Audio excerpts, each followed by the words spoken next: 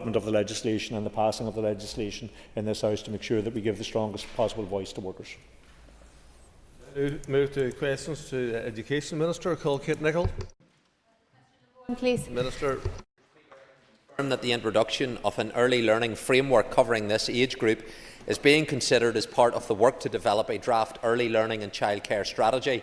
Such a framework would take account of relevant existing guidance within programmes such as Sure Start and the Preschool Education Programme, the Department of Health's minimum standards and international best practice.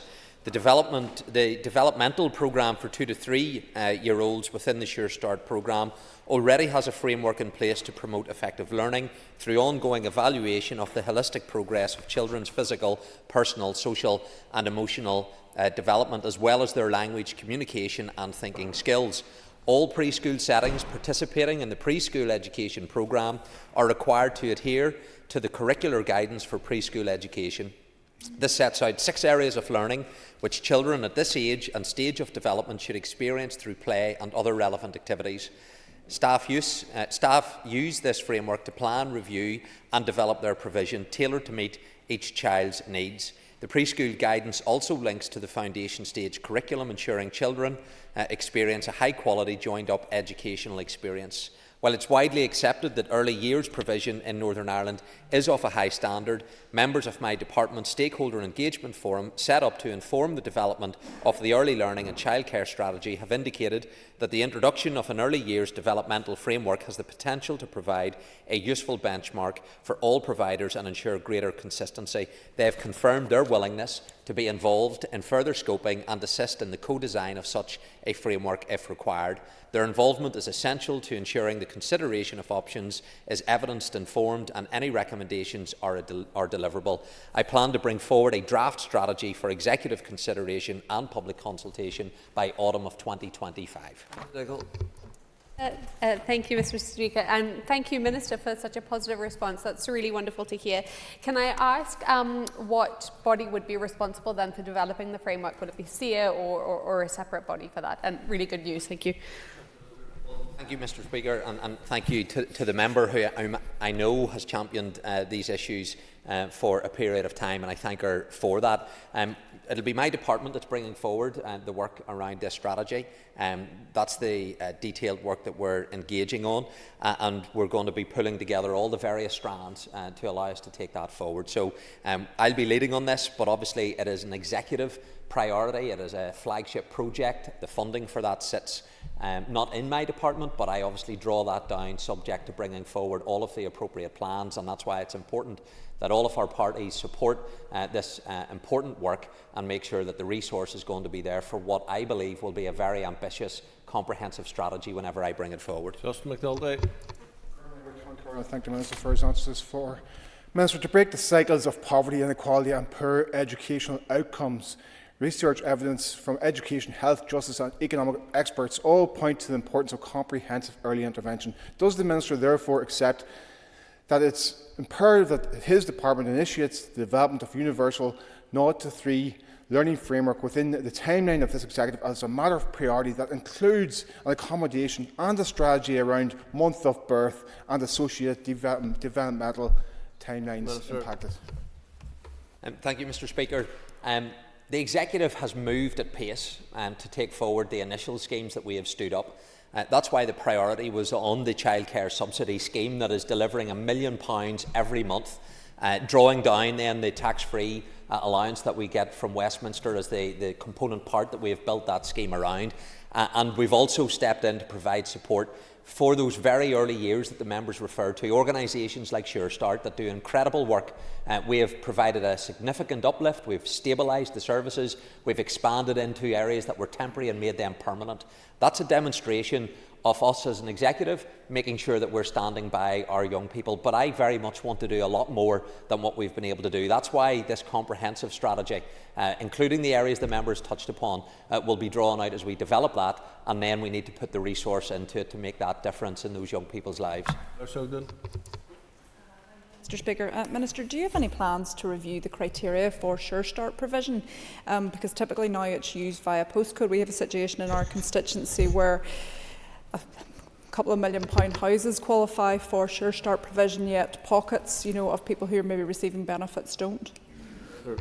Well, this is a scheme that I'd love to see developed in more places than what they already are. The identification of need is based upon the multiple index in terms of deprivation and so on, so there's a very sound evidence base as to where these schemes should operate. But would I like to have them extended into other parts of Northern Ireland? Yes, I would. I very much would like to do that, but that, like everything, is subject to the resources that we have to be able to back that up. Colin Crawford. Mr. Speaker. Minister. Maintenance of the external fabric of buildings is generally a landlord maintenance item under the common funding scheme for the local management of schools, and as such is typically funded from the resource maintenance budget. Larger schemes which upgrade, replace or alter the building or infrastructure would be funded from the capital minor works budget. Against a very challenging budget position, the Department's priority for maintenance and capital investment is keeping schools open, pupils safe and providing additional specialist places for rapidly increasing numbers of children with special educational needs. Unfortunately, that means that many works to the external fabric of a school building or within the curtilage of a school site which are not essential to meeting health and safety obligations, disability access, fire safety requirements or for safeguarding purposes are not currently being progressed. The bottom line in this is that I can only do so much with the budget that is made available to me. Children across Northern Ireland have the right to be educated in schools which are comfortable and safe. They're of good quality and are properly designed and resourced to support their learning. This will require a significant step change in the level of capital investment by the Executive and an increase in the resource budget allocated to maintenance, and I can assure the members that I'll continue to make a strong case for increased and sustained development in our education system. Mr. Crawford. Thank you, Mr. Speaker, and I thank the Minister for his answers thus far.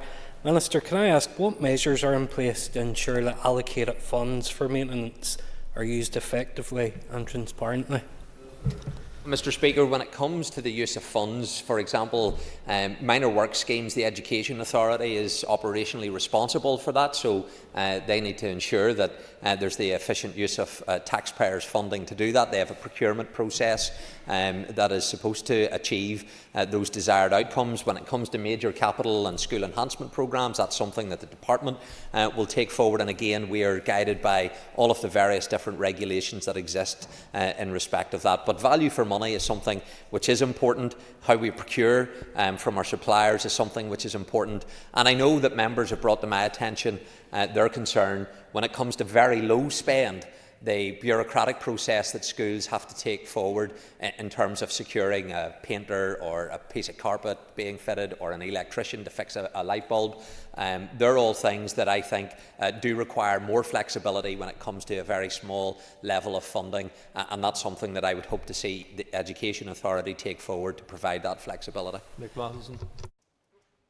Thank you, Mr. Speaker.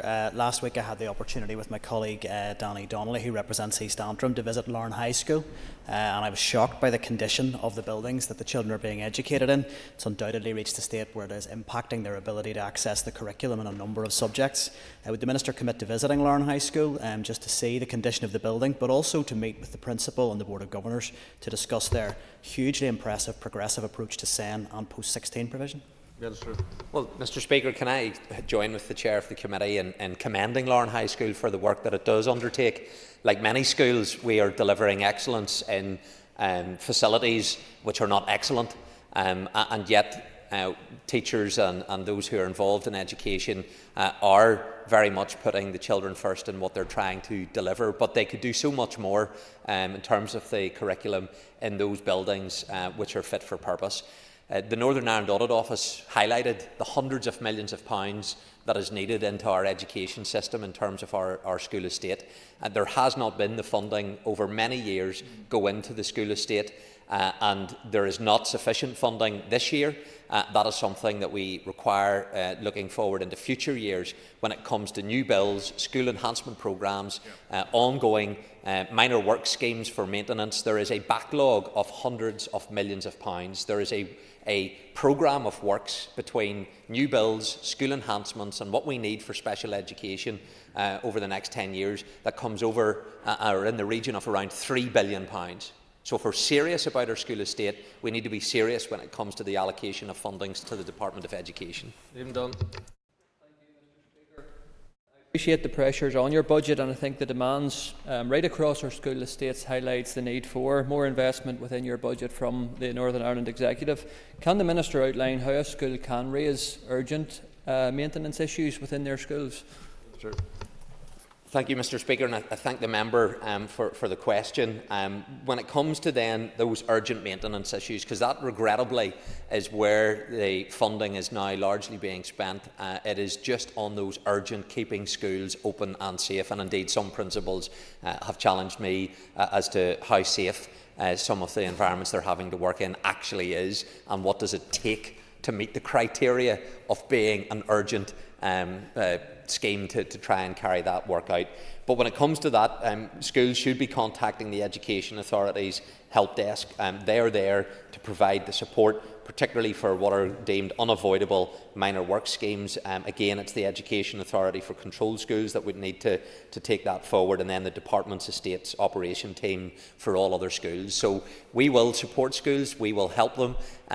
There is a backlog of cases there, but ultimately we need to have the resource, and the resource in a timely fashion. Receiving funding late in the financial year, which sometimes occurs within executive spend, you can't stand up a contractor to move in to carry out a significant refurbishment or extension or school enhancement programme late in the financial year. You can spend on some capital equipment, but if we're going to have sustained investment on contractual work schemes, it needs to be provided at the start of that financial year. That's why the ask that I'll be making within the Executive will be significant for the next financial year. On Tennyson. Sir.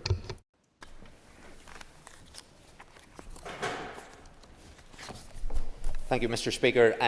I've no such plans. My department is not responsible for the administration or operation of post-primary transfer tests. The Schools Entrance Assessment Group, known as CIAG, that company, formally established in February of 2022, oversees a single common entrance assessment. Participation in the assessments is entirely a matter of parental choice. Transfer tests have never been compulsory for any school nor pupil, but they provide an opportunity for pupils to gain a place at a selective post-primary school of their choosing based on the school's admissions criteria. Mr. Tennyson. Thank you, Mr. Speaker. Minister, you've talked many times in this chamber about your ambition to tackle educational underachievement amongst working-class Protestant boys. Surely you recognise that the presence of a high-stakes, non-resit, unregulated transfer test in our system is exacerbating the inequalities faced by working-class young people, and today you should be committing to scrap it? Minister. Well, Mr. Speaker, as a working-class Protestant boy who went through the transfer test that went to my secondary school, Laurel Hill Community College, one that I was incredibly proud to go to, my focus is on ensuring that all schools get the right support to ensure that whatever school you go to, you're getting the best possible education within those school settings. So that's making sure our curriculum is fit for purpose. That's why I'm carrying out a review. That means supporting our teachers in terms of professional learning and their development to make sure that they are empowered to deliver education for all of our young people.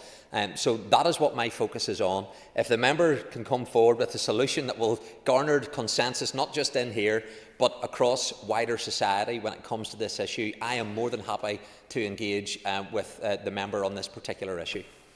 Declan McAleer. Question 4. Sir. I'm sorry to say that the position regarding the major capital project for Dean McGurk College has not changed since my last update in September, and the project remains on hold. As previously advised, I will continue to keep all those projects announced under the Major Capital Works programme in March 2022, which are currently on hold under review, but this will be very much dependent on securing significant additional and sustained capital funding. Mr. McAleer. I'm going to thank the Minister for his response. The Minister will be aware that the operational plan OP2 for the Dean McGurk School was to be published on Monday 9th September. Does he have any update on why it has not yet been published? Mr. Speaker, if it's on the Education Authority's operational plan 2, if that is the question, Currently, that draft document has been provided to the Department of Education. It's being reviewed within the various different business areas in the department. It hasn't yet came to me as Minister in terms of a submission for me to consider. So that is something that is being worked through. I would hope to be able to make progress, but that is on the general operational plan that they spoke about. When it comes to the enrolment issue, that I know the member has campaigned on, and the school is very fortunate to have him championing their cause, because he is dogged in terms of trying to pursue this issue. That is something that I know the managing authority in the meeting that we had is to take forward. That would lead it into a development proposal, and of course DPs then come ultimately to me as Minister to take a final decision on. But that is something that the managing authority are taking forward, and I would hope that that will come through to the department to allow me to take a decision on it. We continue to provide those temporary variations to meet the enrolment needs, but there's very clearly a challenge in terms of what is officially the enrolment for the school and what the reality is, and I certainly would like to get to a place where we can regularise that particular issue. From which schools announced under the Major Capital Works programme in March 2022 that he referred to have now progressed in planning? Well, Mr. Speaker, I very much would have wished to have taken forward all those schools on that particular list, but earlier I highlighted the very serious capital resources that would be needed to, not the millions, but the billions of pounds. But I did allow 7 projects to move forward when I came into office. That has allowed the various integrated consultant teams to be procured for these projects, and appointments of those teams are anticipated to be made in early 2025. Of those 7 that were on that list, that was Carrickfergus Academy, Dromore High School, Edmund Rice College, Loretto College, Coleraine, Malone Integrated College, Mercy College and Portadown College. Mark Durkin. Thanks, Mr. Speaker. Question 5. 2012, a total of 103 projects have been announced under the Major Capital Works programme. A further 11 projects initially announced for funding from Fresh Start funding were transferred to the programme in 2024. The status of these projects are as follows: 38 projects are complete, 5 projects are currently on site, 18 projects are at the technical design and pre-tender stage. 7 of these are in the integrated supply team procurement phase and will be on site in the first quarter of 2025. Another of these projects will move to site following site acquisition. 9 projects are in the concept design stage. 1 project is at the preparation and brief stage. 14 projects are in strategic definition and pre-business case stage, and 22 projects are on hold, which includes the 21 projects from the 2022 announcement. Mr. Durgan. Thank the Minister for his answer.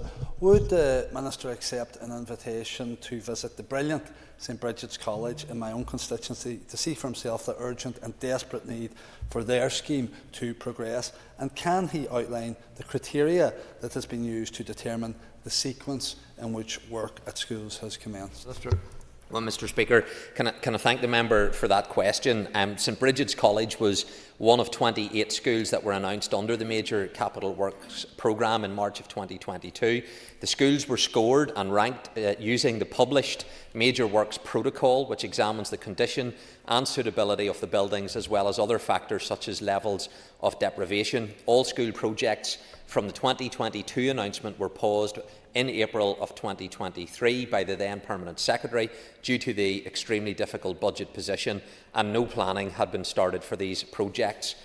The previous question, when I responded, I outlined how in February of this year I announced that 7 of the highest scoring schools from 2022's announcement would proceed to procurement of integrated consultancy teams. This will ensure a flow of projects into the early stages of development and design, and unfortunately St Bridget's College was not amongst those highest scoring projects. All 21 of those remaining projects from that 2022 announcement currently remain at that paused stage due to the difficult overall capital budget, which regrettably does not permit me to progress a further 21 new build post-primary schools. And for the House's benefit, on average it is projected that a post-primary school would cost in the region of £50 million per school. So I absolutely understand the frustration. I would love to see funding being made available that I can take forward all of these new schools. but there simply is not the funding there to do that. It would be wrong of me to give false hope that schools are going to get a new build anytime soon whenever there is not the funding available. There is a pipeline of work currently that would take decades to deliver. So in the interim, how do we support schools to make sure that their facilities are actually able to meet the needs and deliver around the curriculum? So I'm more than happy to engage with the member in terms of the particular school that he's highlighted to me as I seek to engage with all members. David Brooks. And thank you to the Minister for his answer so far. In light of that answer, can I ask him what the impact is on the SEN projects that were announced in his April 2024 announcement? Mr. Speaker, a very important question, because special educational needs has required significant investment of tens of millions of pounds to meet the need and the expected continued need in the years ahead. In April, I established a SEN capital programme for the development of school facilities to support children across Northern Ireland with special educational needs. The new SEN capital programme will deliver 8 new special schools over the next 10 years, new builds for a number of existing special schools, an extension and refurbishment programme for special schools accommodation, for specialist classes in mainstream school settings, as well as additional maintenance and equipment funding. Mr. Speaker, the SEN capital programme will require around £1 billion of investment over the next 10 years. That's why we need to provide this department with the funding required to meet that need. The Minister for his answer so far. I wonder if the Minister could provide an update on the future plans for the Dromore Central Primary School site. Well, currently the EA, who own the site, that is something that they are considering. As part of the work for special educational needs, EA have been scoping out the full school estate. They've been mapping where the need exists. And that, I think, has been part of the issue when it comes to the old Dromore Central Primary School site. But like the member, of which we share the same constituency, Dromore is a very important town within Lagan Valley. I very much want to make sure that buildings are being properly used, and that is an important site for the regeneration of Dromore Town Centre. It's important that EA conclude their work, identify whether or not there is a future for the school when it comes to educational need, and then we would be able to move on depending on what their position would be on that issue. Minister for his answers so far. Minister, what strategies are in place to ensure that once projects are completed, that facilities are maintained properly and funded accordingly to prolong their lifespan? Thank you. Well, Mr. Speaker, unless there is the funding provided for those new schools, because they are new, they will require limited maintenance. But I think behind the question that the member rightly raises, when we make this investment of millions and millions of pounds, if you then don't maintain them, you then are going to actually cause harm to that level of investment that you've put in. And that is a real challenge when it comes to the financial needs. But at the moment, there is insufficient funding when it comes to basic maintenance. We are only at those urgent repairs, keeping schools open and safe. But there are many more minor work schemes and major capital builds and school enhancement programmes that we do need to take forward, but that is only subject to having the available resource. Donnelly. 6, please. Through the Teachers Negotiation Committee, the TNC, a joint pay group is operational, and meetings have taken place with employers, sectoral support bodies and the recognised teaching trade unions, the NITC, to explain and update them on the current financial pressures in education and discuss the current pay claim from the NITC. The NITC pay claim is substantially higher than what was recommended by the United Kingdom Government and accepted by teachers in England. In line with the requirements of public sector pay policy, any proposals for a teacher's pay award must be affordable, and this is proving difficult to resolve given the pressures that are already faced within the education budget. The chair of the TNC management side has also written to the NITC formally requesting for a de-escalation and for the ballots for industrial action to be stood down.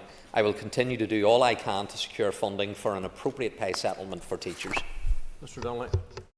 Mr. Speaker, and thanks to the Minister for his answer so far. I will declare an interest here as my wife is a teacher, but I would like to ask the Minister if he'll be making a pay offer to deliver pay parity for teachers in Northern Ireland.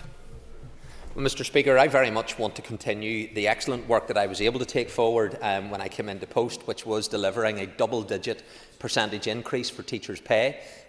We also brought new graduates, from a starting salary of £23,000 to £30,000, bringing that into line with England. That has helped to make sure that our young people who graduate from our training colleges staying in Northern Ireland, and that's something that I want to continue to maintain. So I very much am committed in the spirit of cooperation and trying to get a successful outcome to these negotiations. It is something of which there are a number of bodies that form the management side. It is not something that is entirely led by me, but clearly my department has a key role, and I have an active position in terms of trying to get a resolution to this. So yes, I want to get a successful outcome. We are actively engaging with the unions.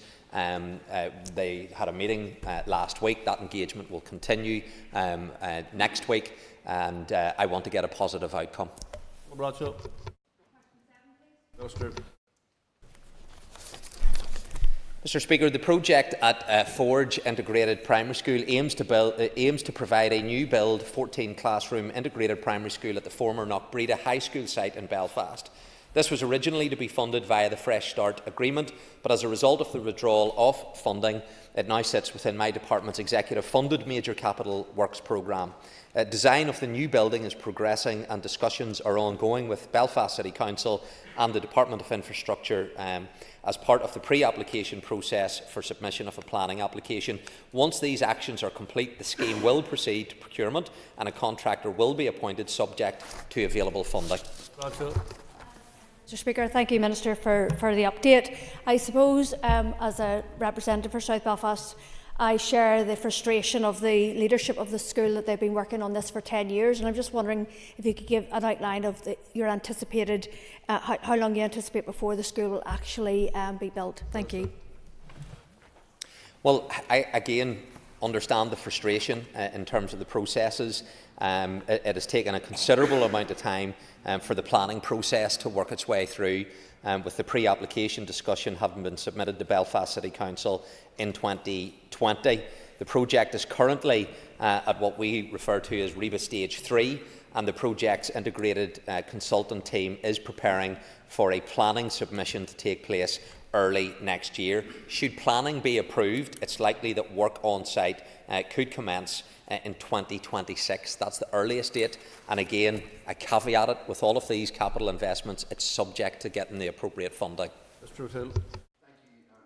Declaring interest. I'm a parent at Forge Primary. As Paul Bradshaw says, it is deeply frustrating, not just to the leadership of the school, but the wider school community. Money was taken off Forge Primary that they were expected to get a new school. Now we have significant delays in terms of planning around the Department of Infrastructure. Can I ask that he speaks to his colleague, the Minister for Infrastructure, to finally resolve what is holding up the situation at the DFI site, to try and finally progress this, because parents and the wider school community are just at their wits' end in terms of the delay. Well, Mr Speaker, I understand that frustration. It's often expressed to me by communities and those within the profession about the need, particularly whenever you have a hope that something is being achieved. And I know for those schools that were let down by the United Kingdom government when it came to the Fresh Start funding, they felt a sense of loss. I stepped in to provide that assurance that they still were going to be part of my capital works schemes. And I very much want to be able to deliver, not just for this school, but for all of the schools that require new builds and school enhancement programmes. As announced on the 17th of December of 2024, I have asked the Delivery and Implementation Group to report back to me by the end of December of this year, and this still remains the target. Martin. I want to thank the Minister for his answer so far. Minister, in your view, how important is the work that this group is doing, especially with relevance to control schools and the support they receive in Northern Ireland? Hugely important work. And that has been evidenced by a recent survey that the Education Authority has carried out of controlled schools, and its findings are damning. It's something that I want the Education Authority to extend to all schools to get feedback in terms of their views of the Education Authority. But the report from the control sector is one that would cause concern. That validates the recent independent review of education that highlighted that when it comes to EA, the managing authority role has always been a challenge because EA also provides a wide range of services to all other schools. This results in a complicated system for school management, which are particularly suboptimal for the controlled sector. So this is why we need to address the issue for the controlled sector, but it also, I believe, presents opportunities for all sectors to benefit from. Moving to topical questions, Car Hunter. I'd like to thank the Minister for his answers so far. Minister, last week I met with a range of people, from parents of children with special educational needs to child carers and children who have experienced a bereavement. One ask that they all had was that they would love to see the creation of a child passport, which would include sensitive details, diagnosis or perhaps bereavement information. Is that something you and your department would consider implementing in this mandate? Mr. Speaker, it's something that I'm more than happy to engage with the member on. I think underneath that question is the desire to make sure all of the appropriate information is available to provide the best possible services at the point in which people need it. So I think the sentiment expressed is one that I would share. How you would give effect to that is certainly something I would be happy to engage with the member on. Thank you, Minister. I welcome your response. And then just off the back of that question about children who experience a bereavement, one of the recent conversations we're having at Education Committee is how we can best support them. Minister, can you commit to a meeting with SIA in your capacity as Minister and have a conversation about reviewing bereavement policies to best support and serve our young people who have experienced heartbreaking grief? Minister. It's something that sadly happens, particularly for young people in our schools. Recently I engaged with Marie Curie and they provide excellent work when it comes to grief counselling in this area. I would commend the work that they do, and they carry out a programme in schools. And that's something that I certainly want to give my support to, because it is important that people who are going to see the young people at a point in which there is grief in their lives, that they are properly supported to be able to provide the best possible advice whenever that happens. So I absolutely agree with the member. It's important that we provide support in this area. Organisations like Marie Curie can do that, and of course when it comes to SIA, it's important that they would be providing the appropriate material to support schools in this area as well. Clark. Mr. Speaker, Minister, can I ask you if you could provide the House an update on the UK Education Ministers' Council, please? Well, Mr. Speaker, can I thank the member for that question, because I was delighted to be able to host the United Kingdom Education Ministers' Council on Thursday of the 20th of November. And yes, it did happen at Laurel Hill Community College in Lisburn. And I hear Mrs. Dodds commending at a former teacher, but she didn't have the opportunity, though, to shape and mould me as a pupil. Very fortunate. Diane can't get the blame for how I've turned out. But it was a particularly good meeting because we were able to welcome the Right Honourable Bridget Phillipson MP, who is the Secretary of State for Education in our UK government. We also had the Cabinet Secretary for Wales, Lynn Neagle, who attended, and then officials from the four nations. So that meeting was a great opportunity. The theme was around teacher professional learning and teacher recruitment and retention, and I was delighted that we were able to also welcome representatives from our four initial teacher education institutions here in Northern Ireland.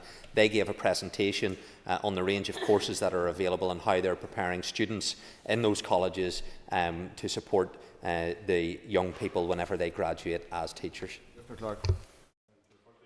The Minister for outlining it wasn't Mrs. Dodd's fault in how you turned out, so I think that was very important to have that in the record. Minister, some of the issues that was discussed, clearly you've went into those, but was the school twinning across the rest of the UK, was that a topic at all, or was there any discussions around that? Well, Mr. Speaker, there were a number of themes that we did discuss, but the Secretary of State did take the opportunity to update us on the UK policy when it comes to international students, and that's something which is important for our universities here in Northern Ireland. But she also gave a commitment that the Labour government, and in her role, stood over the command paper safeguarding the union, and within that there were a number of commitments which she reiterated her support to delivering on, one of them being the establishment of a twinning programme between schools in Northern Ireland and Great Britain, and that would be overseen by the proposed United Kingdom's East-West Council. So I think that's a real opportunity, and I can confirm that my officials are working with officials in the Department of Education in England to take this forward. There are a number of potential benefits to the twinning programme between primary schools in Northern Ireland and Great Britain, and this would enable the diversity of the union to be experienced by a wider range of young people. It would build on our shared connections and demonstrate the value of Northern Ireland's integral place within the United Kingdom. Donnelly. Thank you, Mr. Speaker, and thanks to the Minister for his answers so far. Will the Minister publish an action plan for the implementation of the end-to-end review of SEN provision? Well, Mr. Speaker, can I thank the member for that question? Work has been completed now on the end-to-end review. We are moving towards having a transformational delivery plan now in terms of what actions will be taken forward. That's something that I'm actively engaging with officials in my department because I want to be able to bring that delivery plan forward and have it published. But the work on the end-to-end review is now concluded. Mr. Donnelly. Thank you, Mr. Speaker, and thanks to the Minister for that answer.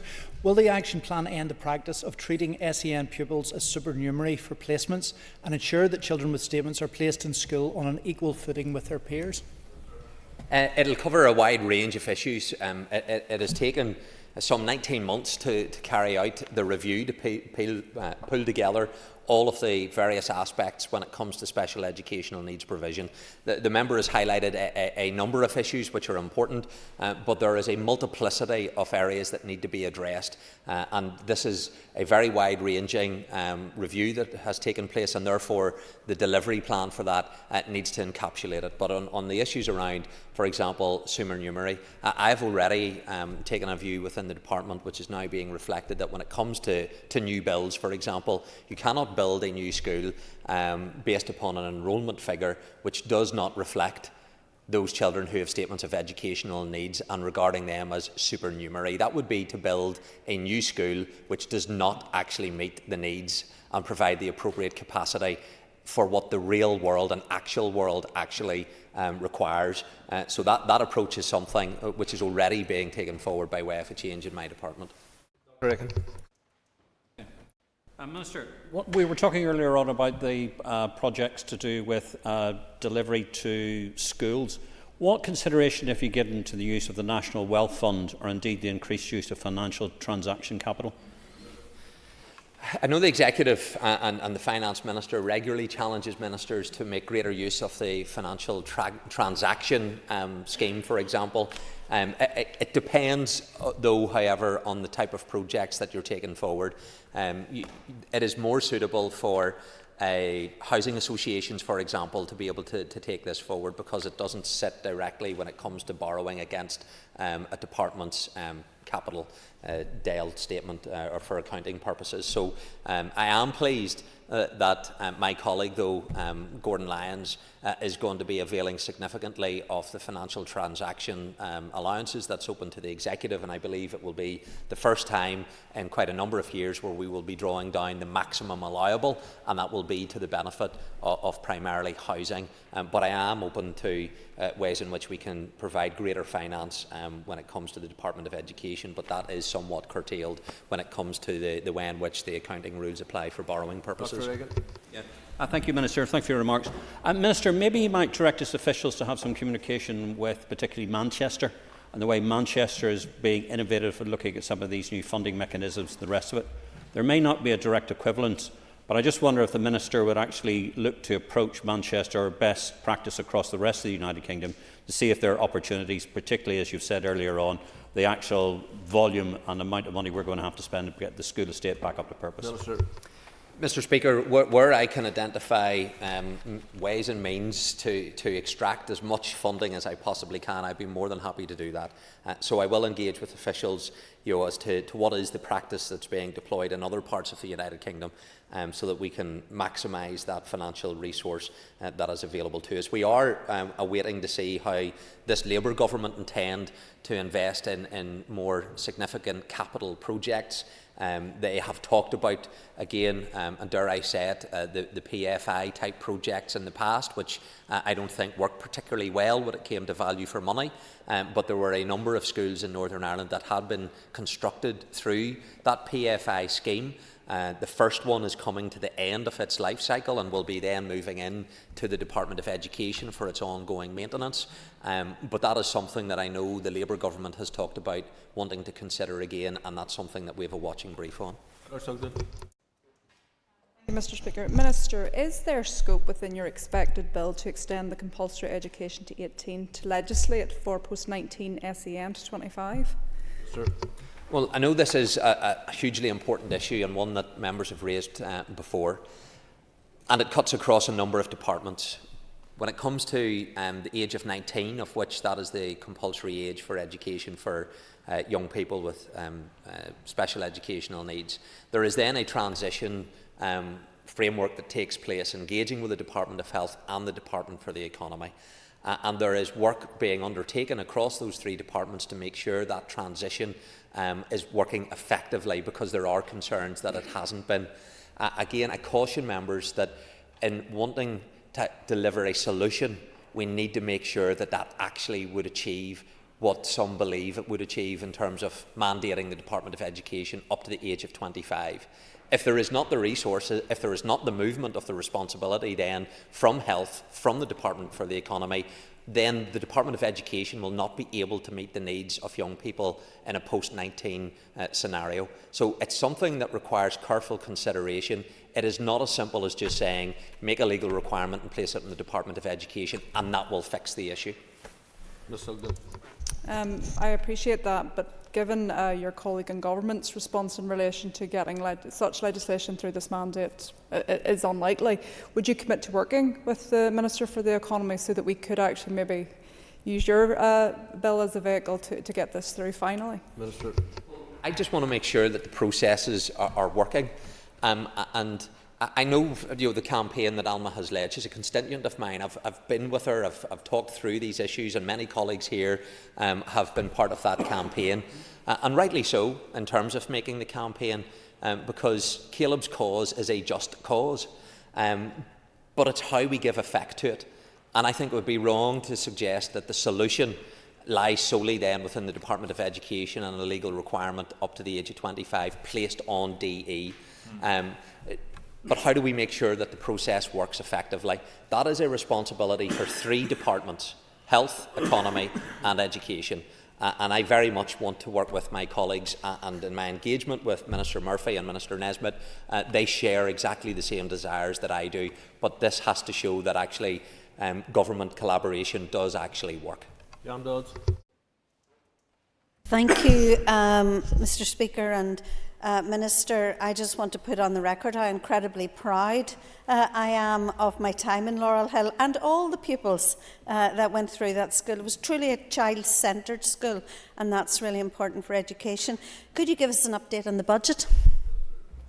You, Mr. Speaker, and again I thank the member for her contribution over the years at Laurel Hill. I know it was very much appreciated by the many pupils that she had in her care. In terms of the budget positions that we currently have, the Department submitted in the October monitoring round bids of £189 million for Resource DEL and nearly £89 million for Capital DEL, and then just over 560,000 for ring-fenced DEL. The outcome of the October monitoring, we bid for nearly 190, we received £170 million of general resource DEL funding, but there was no allocation provided when it came to the capital bids that we had of nearly 89 million. We didn't receive anything for capital. Ms. Dodds. Thank you, Mr. Speaker, and thank you, Minister. Could you outline for the House the impact that will have on your negotiation for teacher pay settlements?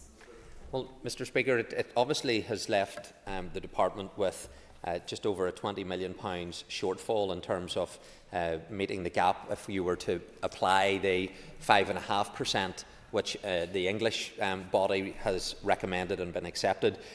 But the teachers' pay claim is not for 5.5%, it's for 13.5%, and therefore it is simply impossible if members believe that this department can deliver a 13.5% pay rise this year. That is not achievable. So there are clear challenges when it comes to trying to bridge the gap in terms of the funding shortfall that we have to enable us even reaching the 5.5%. But I am engaging in good faith with the unions to try and get a successful resolution to this issue. But I think I've demonstrated the very clear financial challenges that I face in trying to meet that request. A very brief question from Mr. Middleton. Could the Minister outline when he anticipates the payment to EA support staff arising out of the pay and grading review? Well, Mr. Speaker, this was another successfully negotiated resolution that ended industrial action. And rightly those support staff, some of our most underpaid, campaigned and we achieved the pay and grading review. That has been a two-stage process, improving the terms and conditions in the pay and grading review.